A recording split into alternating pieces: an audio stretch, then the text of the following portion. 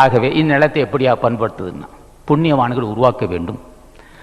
சிவாய்க்கர் சொல்வது போல் ஆடு மாடு தேடினும் யானை சேனை தேடினும் கோடி வாசி தேடினும் குறுக்க வந்து நிற்குமோ ஓடியிட்ட பிச்சையும் உகந்து செய்த தர்மமும் சாடி விட்ட குதிரை போல் தர்மம் வந்து நிற்கினார்.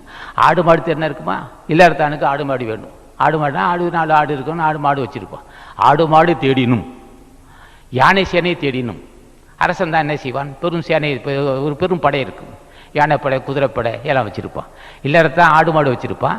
அரசன் வந்து யானைப்படை குதிரைப்படை காலால் படை வச்சிருப்பான். ஆடு மாடு தேடினும் யானை சேனை தேடினும் கோடி வாசி தேடினும் குறுக்க வந்து நிற்குமோனா. சில பேர் பிராணம் செய்வோம், பிராணம் மூச்சு கட்டிக்கிட்டு இருப்பான். அரை மணி நேரம் 3/4 மணி நேரமாக இப்படி விட்டு இப்படி வாங்கன்னு சொல்லிட்டு இருப்பான். இதை பேருக்கு உருப்படாதுன்னா கோடி வாசி தேடினும் குறுக்க வந்து நிற்குமோ, பிராணம் செஞ்சால் மட்டும் வந்துடுமோ? ஓடியிட்ட பிச்சையும் உகந்து செய்த தர்மமும்.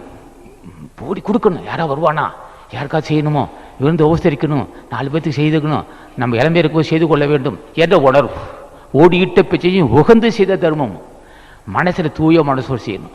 இந்த ஒரு சின்ன வார்த்தை இல்லை, இந்த பெரிய வார்த்தை இது. பிச்சை கொடுக்கலாம், கொடுக்கும்போதே மனமும் வந்து கொடுக்கணும்னா ஓடியிட்ட பிச்சையும் உகந்து செய்த தர்மமும் சாடி விட்ட குதிரை போல் தர்மம் வந்து நிற்கணும். எதுக்கு சொன்னார் இதெல்லாம் சொல்கிறேன்னா, ஐயா நாங்கள் தேறிக்கிட்டோம், நீங்கள் தேறி கொள்ளுங்கள்.